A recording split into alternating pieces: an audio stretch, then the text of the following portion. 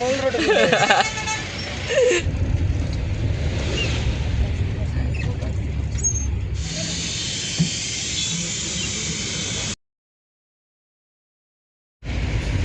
বাজে 12:50 আর আমরা চলেছি দার্জিলিংয়ের পথে। আর আমরা অলরেডি কার্শিয়াং পেরিয়ে এসেছি, আগের ব্লগে দেখিয়েছি।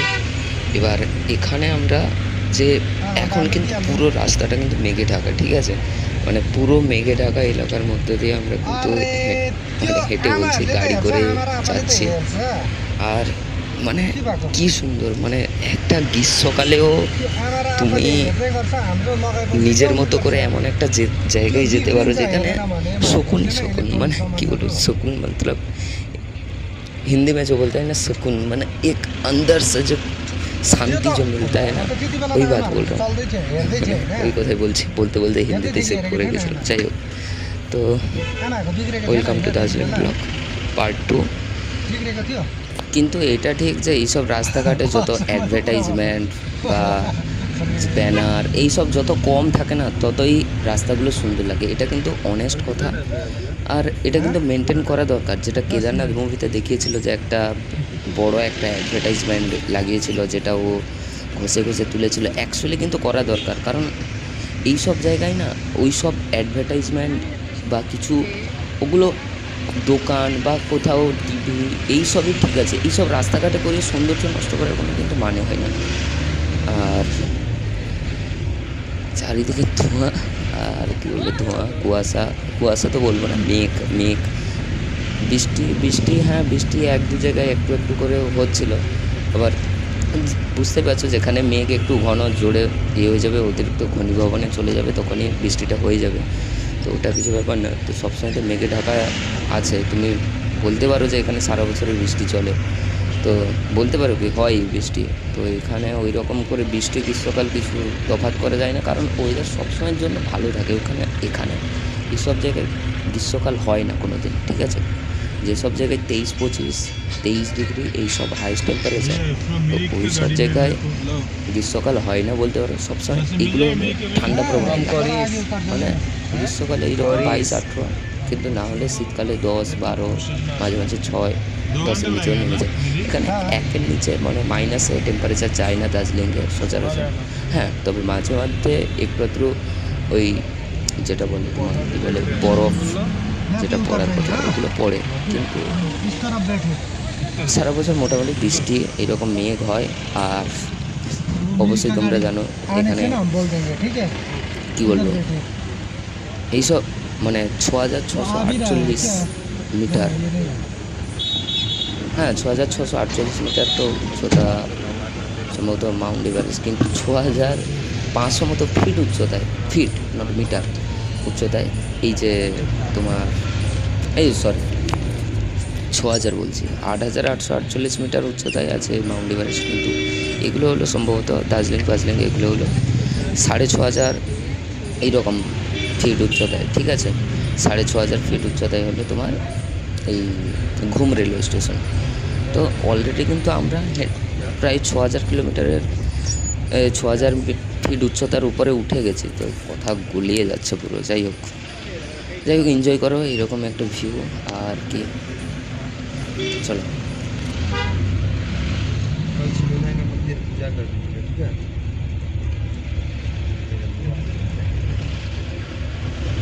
বলতে বলতে কিন্তু আমরা দার্জিলিং ঢুকে পড়েছি অলরেডি। দার্জিলিং টাউনে স্বাগত। আর দার্জিলিং টাউনে এটা হলো তোমার ঘুম মোনাস্ট্রির পাশে আছি আমরা। তো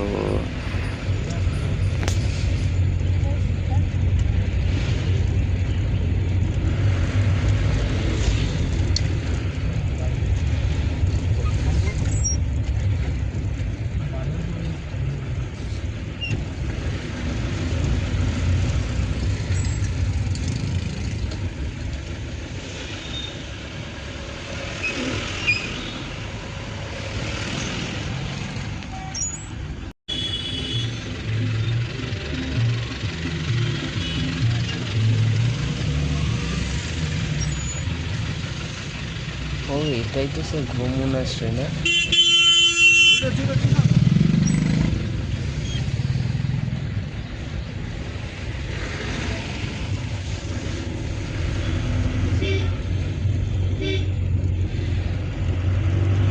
আমরা এখন ঘুম মোনাস্ট্রি ক্রস করছি। ঘুম মোনাস্ট্রি ক্রস করে এরপরে বাতাসিয়া লুপ এখানে চিড়িয়াখানা আছে, মানে দার্জিলিং জু যেটা বলে। তারপরে হলো তোমার বাতাসিয়া লুপ সবথেকে মেন যেটা ভিউ পয়েন্ট এখানে। আর মোনাস্ট্রি বলতে বুদ্ধিস্টের যারা টেম্পল মোনাস্ট্রি বলে। যাই হোক, ওটা জানো সবাই আশা করি, তাও বলে দিলাম একবার। আর মন্দির, আর কী বলবো, দেখতে থাকো, এনজয় করতে থাকো। একদম চরম ভিউ অফ দার্জিলিং, একদম মেঘে ঢাকা শহরে স্বাগত।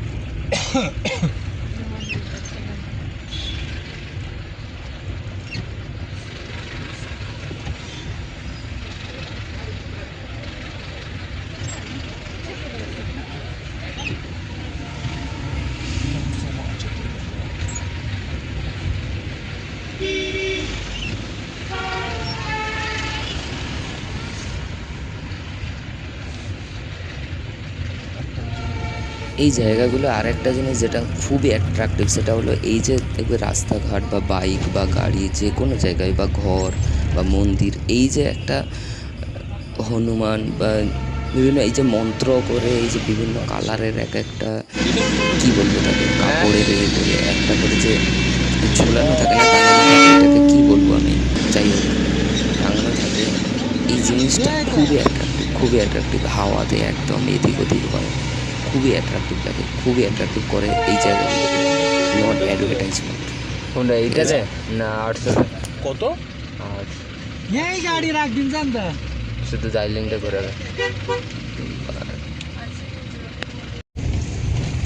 দার্জিলিংয়ে আর একটা জিনিস হলো যেটা হলো অ্যাট্রাকটিভ, সেটা হলো টয় ট্রেন। ওগুলোও দেখে যাচ্ছে ওখানে বিমলের আর ব্যাপার হলো টয় ট্রেন থেকে দু রকমের হয় দেখেছি। একটা তোমার সামনের দিকে মুখটা অনেকটা লম্বা, কয়লা টয়লা ভালো করে বোঝা যায়। আর একটা হলো মানে ওটা আগেকার ওই মালগাড়ি হয় না, সামনে একটা লম্বা গোল মতো টাইপের। আর একটা হলো যেটা সোজা সমান সমান মানে খানিকটা মেট্রো টাইপ, মানে আজকালকার যেগুলো মেট্রো মানে নর্মাল ব্যাপার। তো দু রকমের টয় ট্রেন হয়, তো খুব ধোঁয়া ছাড়তে যায়, আর কিন্তু অ্যাট্রাকটিভ তো লাগে। যাই হোক, তো আমরা দার্জিলিংয়ে কিন্তু এন্ট্রি করে গেছি, আবারও বলছি।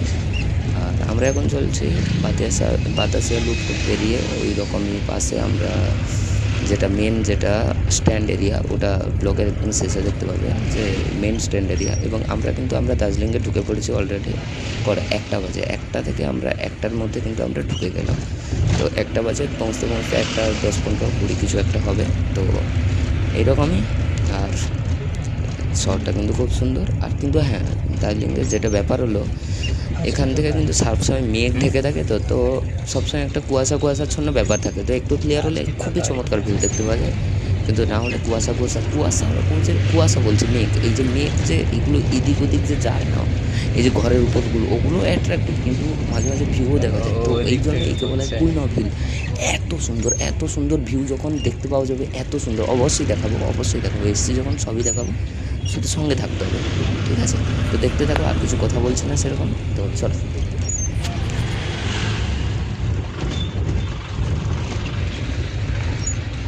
ওই ভারত পেট্রোলিয়াম না?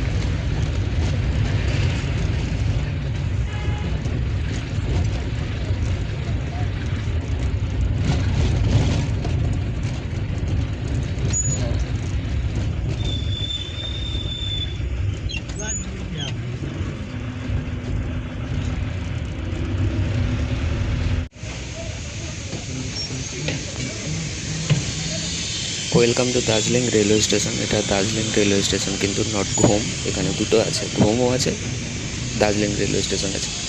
জানি না ঘুমকে উচ্চতম রেখেছে কারণ হয়তো আর একটুখানি উপরে আছে ওটা, কিন্তু অলমোস্ট সেম লেভেল বলতে পারে, কারণ হলো একই শহর, দুটো রেলওয়ে স্টেশন, তো ঠিক আছে।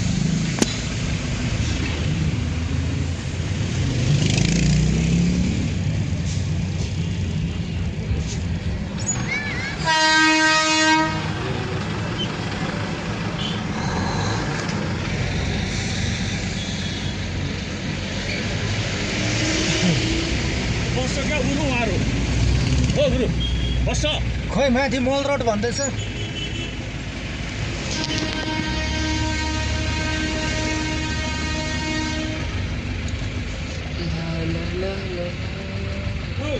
छैन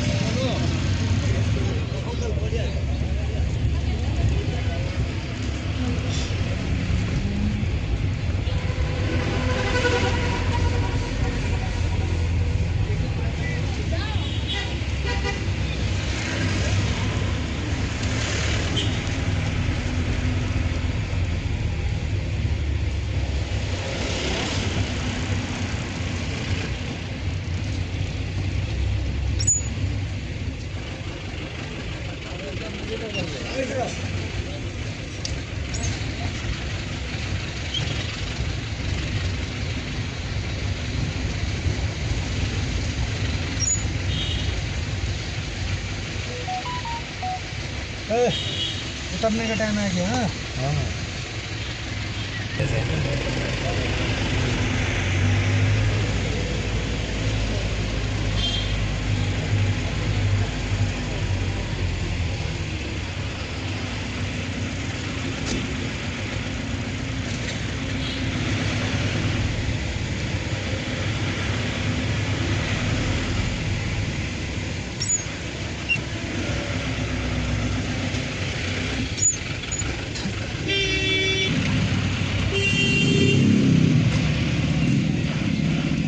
मल रोड जाने वाला उतर हाँ मल रोड এখন বাজে 1:23 মানে 13:23 তো আমরা অলরেডি মানে 1:30টার মধ্যে বলছিলাম 2টোর মধ্যে ঢুকে যাবো দার্জিলিং শহরে কারণ আগের ব্লগে বলছিলাম কারণ আজকে সেরকম ভিড় বা জাম পাইনি তো ওয়েলকাম টু দার্জিলিংয়ে স্বাগত প্রপার টাউন এখান থেকে আমরা আরেকটা গাড়ি ই করে আমরা চলে যাবো এবং তো এইরকম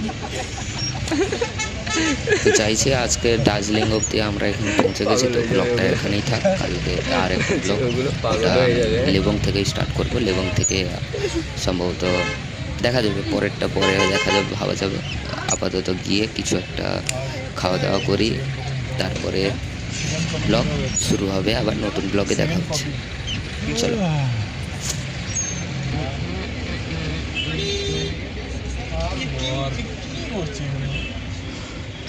टाइम कितना हुआ